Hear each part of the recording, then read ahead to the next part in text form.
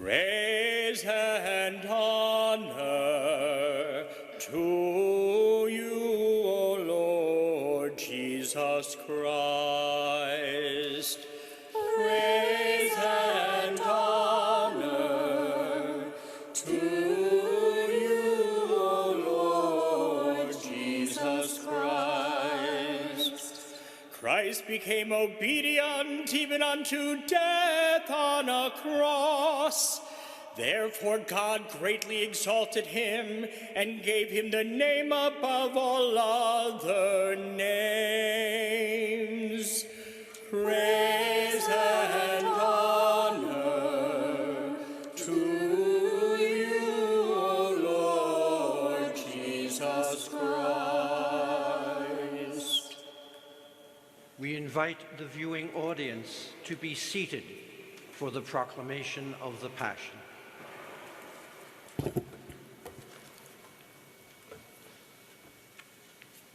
The Passion of our Lord Jesus Christ, according to St. Matthew.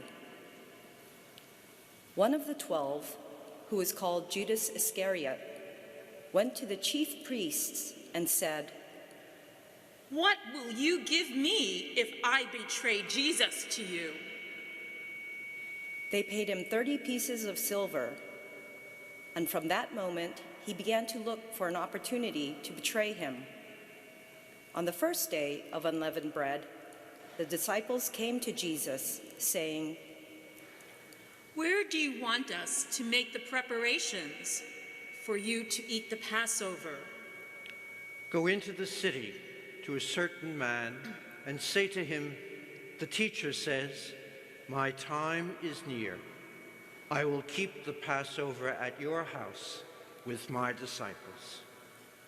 So the disciples did as Jesus had directed them, and they prepared the Passover meal. When it was evening, he took his place with the 12, and while they were eating, he said, "Truly, I tell you, one of you will betray me." And they became greatly distressed and began to say to him, one after another, "Not I." "Surely not I, Lord." The one who has dipped his hand into the bowl with me will betray me. The Son of Man goes as it is written of him, but woe to that one by whom the Son of Man is betrayed. It would have been better for that one not to have been born. Judas, who betrayed him, said, "Surely not I, Rabbi." You have said so. While they were eating, Jesus took a loaf of bread, and after blessing it, he broke it, gave it to the disciples, and said, "Take, eat, this is my body." Then he took a cup, and after giving thanks, he gave it to them, saying, "Drink from it, all of you, for this is my blood of the covenant, which is poured out for many for the forgiveness of sins. I tell you, I will never again drink of this fruit of the vine until the day when I drink it new with you in my Father's kingdom." When they had sung the hymn, they went out to the Mount of Olives. Then Jesus said to them, "You will all become deserters because of me this night, for it is written, I will strike the shepherd, and the sheep of the flock will be scattered. But after I am raised up, I will go ahead of you to Galilee." Peter said to him, "Though all become deserters because of you, I will never desert you." "Truly I tell you, this very night, before the cock crows, you will deny me 3 times. Peter said to him, "Even though I must die with you, I will not deny you." and so said all the disciples. Stay with me, remain here with me, watch and pray,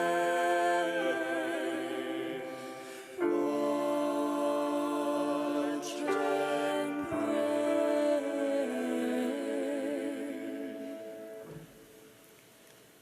Then Jesus went with them to a place called Gethsemane, and he said to his disciples, "Sit here while I go over there and pray." He took with him Peter and the 2 sons of Zebedee and began to be grieved and agitated. Then he said to them, "I am deeply grieved, even to death. Remain here and stay awake with me." And going a little farther, he threw himself on the ground and prayed, "Abba, if it is possible, let this cup pass from my lips. Yet not what I want, but what you want." Then he came to the disciples and found them sleeping. And he said to Peter, "So, could you not stay awake with me 1 hour? Stay awake and pray that you may not come into the time of trial. The spirit indeed is willing, but the flesh is weak." Again, he went away for the 2nd time and prayed, "Father, if this cannot pass unless I drink it, your will be done." Again, he came and found them sleeping, for their eyes were heavy. So leaving them, he went away and prayed for the 3rd time, saying the same words. Then he came to the disciples and said to them, "Are you still sleeping and taking your rest? See, the hour is at hand, and the Son of Man is betrayed into the hands of sinners. Get up, let us be going. See, my betrayer is at hand." While he was still speaking, Judas, one of the 12, arrived.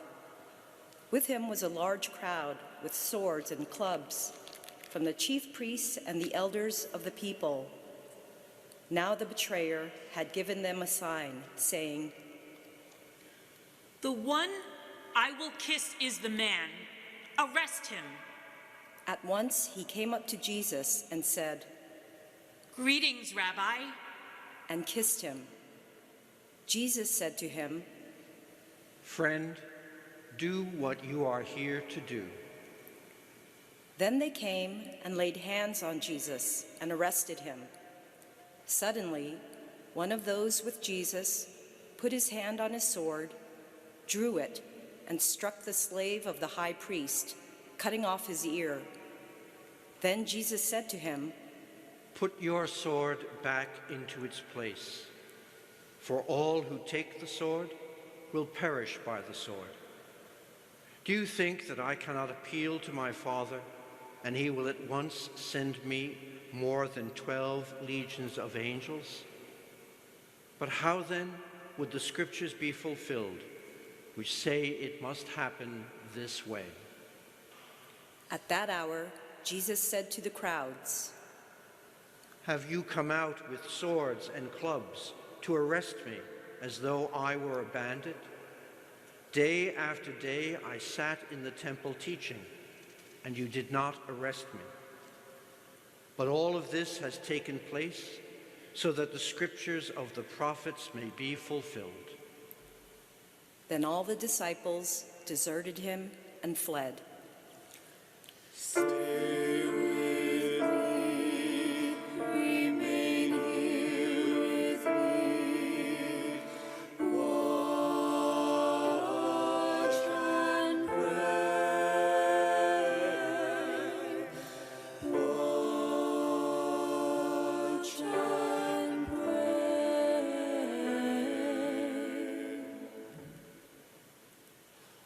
Those who had arrested Jesus took him to Caiaphas, the high priest, in whose house the scribes and the elders had gathered. But Peter was following him at a distance, as far as the courtyard of the high priest. And going inside, he sat with the guards in order to see how this would end. Now the chief priests and the whole council were looking for false testimony against Jesus, so that they might put him to death. But they found none, though many false witnesses came forward. At last, two came forward and said, "This fellow said, 'I am able to destroy the temple of God and to build it in 3 days.'" The high priest stood up and said, "Have you no answer? What is it that they testify against you?" but Jesus was silent. Then the high priest said to him, "I put you under oath before the living God. Tell us if you are the Messiah, the Son of God." You have said so, but I tell you, from now on you will see the Son of Man seated at the right hand of power and coming on the clouds of heaven. Then the high priest tore his clothes and said, "He has blasphemed. Why do we still need witnesses? You have now heard his blasphemy. What is your verdict?" They answered, Death to him. He deserves death.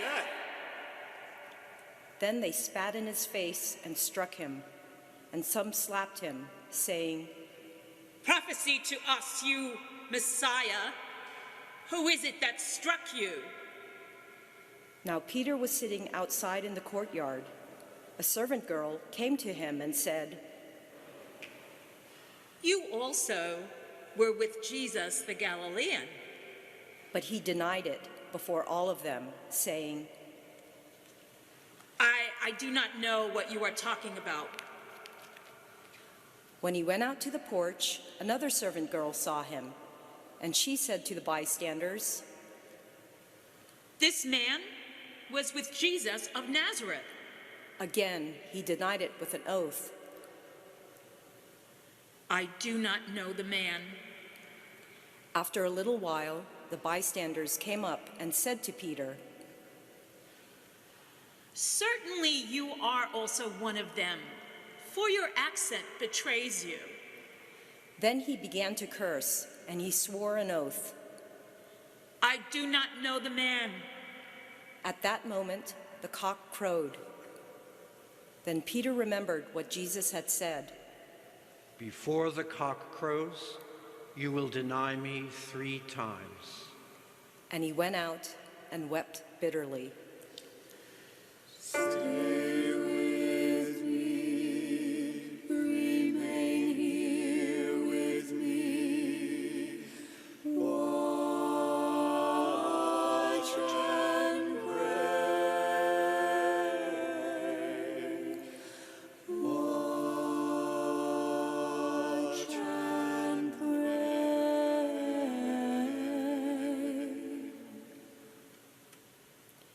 When morning came, all the chief priests and the elders of the people conferred together against Jesus in order to bring about his death. They bound him, led him away, and handed him over to Pilate, the governor. When Judas, his betrayer, saw that Jesus was condemned, he repented and brought back the 30 pieces of silver to the chief priests and the elders. He said, "And they took the 30 pieces of silver, the price of the one on whom a price had been set, on whom some of the people of Israel had set a price, and they gave them for the potter's field, as the Lord commanded me." Now Jesus stood before the governor, and the governor asked him, "Are you the king of the Jews?" You say so. But when he was accused by the chief priests and elders, he did not answer. Then Pilate said to him, "Do you not hear how many accusations they make against you?" But he gave him no answer, not even to a single charge, so that the governor was greatly amazed. Now at the festival, the governor was accustomed to release a prisoner for the crowd, anyone whom they wanted. At that time, they had a notorious prisoner called Jesus Barabbas. So after they had gathered, Pilate said to them, "Whom do you want me to release for you? Jesus Barabbas? Or Jesus who is called the Messiah?" for he realized that it was out of jealousy that they had handed him over. While he was sitting on the judgment seat, his wife sent word to him, "Have nothing to do with that innocent man, for today I have suffered a great deal because of a dream about him." Now the chief priests and the elders persuaded the crowds to ask for Barabbas and to have Jesus killed. The governor again said to them, "Which of the two do you want me to release for you?" and they said, "Barabbas." Pilate said to them, "Then what should I do with Jesus, who is called the Messiah?" all of them said. Let him be crucified. Then he asked, Why? What evil has he done? but they shouted all the more. Let him be crucified. So when Pilate saw that he could do nothing, but rather that a riot was beginning, he took some water and washed his hands before the crowd, saying, I am innocent of this man's blood. See to it yourselves. Then the people as a whole answered, His blood be on us and on our children. So he released Barabbas for them, and after flogging Jesus, he handed him over to be crucified. Stay with me, remain here with me, watch and pray, watch and pray.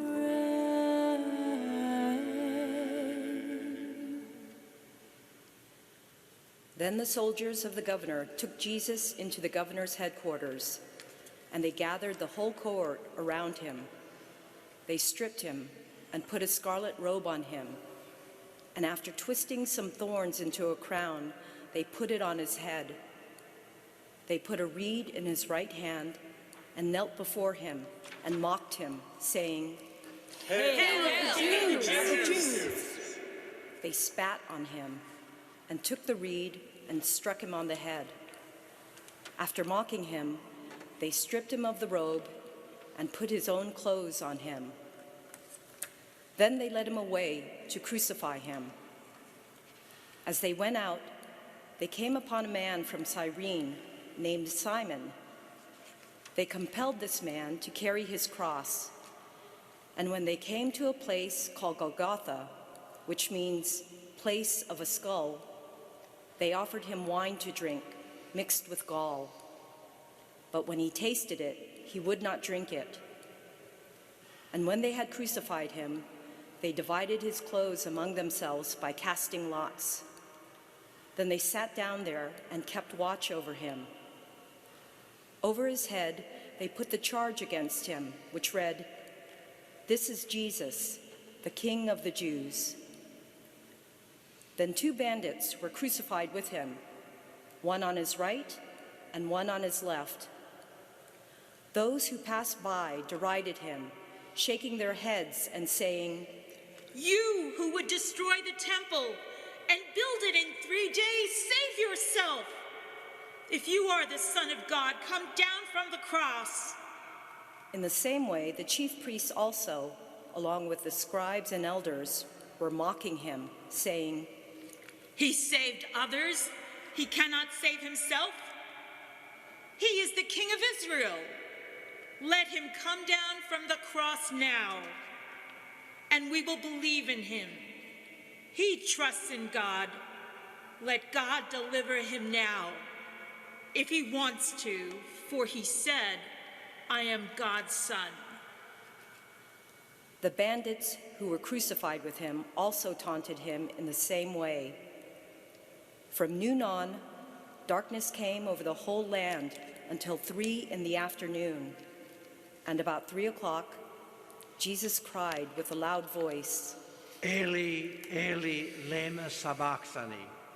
that is, My God, why have you forsaken me?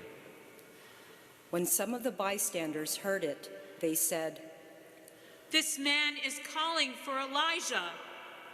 At once, one of them ran and got a sponge, filled it with sour wine, put it on a stick, and gave it to him to drink. But the others said, "Wait, let us see whether Elijah will come to save him." Then Jesus cried again with a loud voice and breathed his last.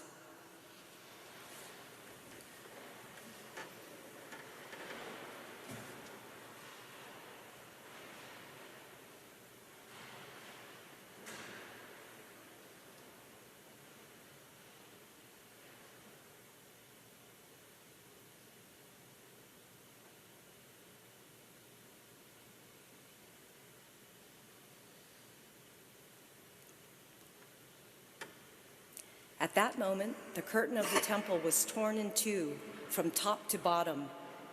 The earth shook and the rocks were split.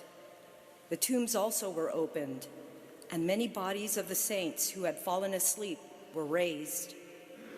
After his resurrection, they came out of the tombs and entered the holy city and appeared to many.